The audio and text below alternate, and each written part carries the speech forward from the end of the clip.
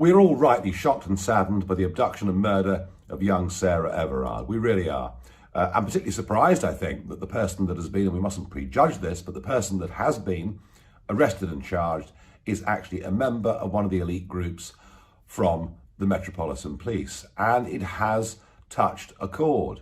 Note Kate turning up quietly, discreetly at Clapham Common yesterday and laying a couple of bunches of daffodils. What a contrast she is as a Duchess to the other Duchess that spoke to us last Sunday. But we're not just talking about abduction and murder. We're now beginning to talk more broadly about women being safe on the streets, and in particular about the behaviour and attitudes of men. And that is why we saw the vigil taking place on Clapham Common. And the big row now is about the way in which it was policed. Several arrests and the police appearing to get quite heavy-handed. Indeed, Sadiq Khan demanding an inquiry, the Home Secretary, Priti Patel, demanding an inquiry as to how this was policed. Now, I do understand that because this is the very same police force who took the knee last year to BLM protesters who went on to desecrate some of our national monuments. So there does appear to be an inconsistency here. But there's a parallel with the BLM uprising last year following the murder, the death of George Floyd. And it's one that I think we need to talk about. Following that BLM uprising, we've now had month after month of white people being told they are guilty.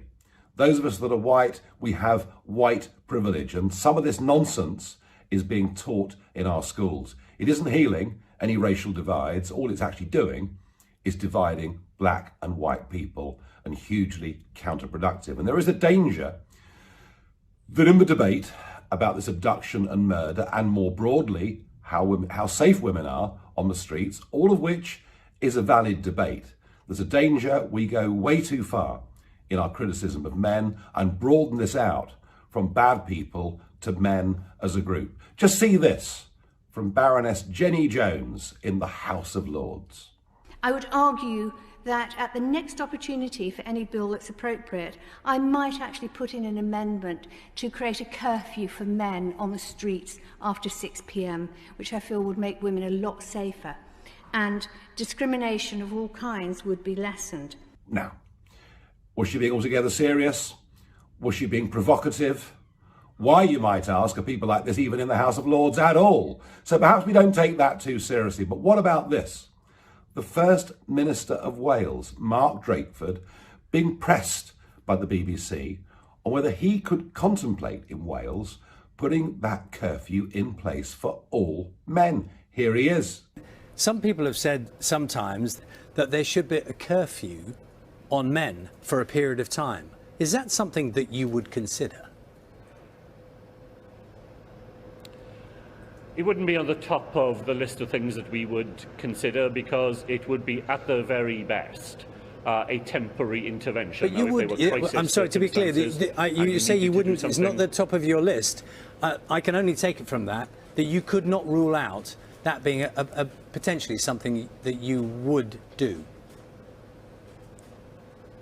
If there were a crisis and you needed to take dramatic action that allowed that crisis to be drawn down, then of course you'd be prepared to consider all measures that would make a difference. Yes, that's right.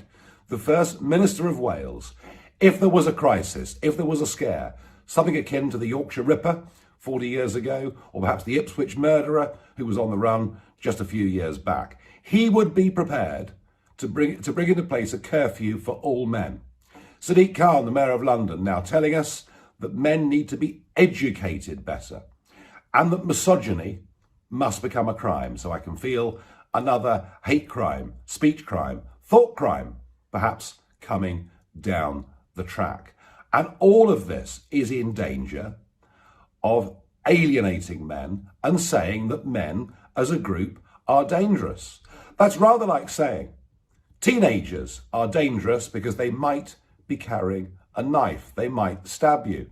Or saying Muslims are dangerous because they're all going to be jihadi terrorists. When it's not true in the case of teenagers, it's not true in the case of Muslims, and it certainly isn't true in the case of all men. Yes, there are some who behave terribly, but we need to get a sense of perspective on this before we start rushing to legislation and teaching kids at school that it's wrong to be male, because that, I fear, is where this debate is beginning to go.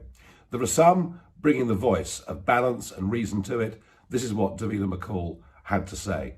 And that's right and that's sensible.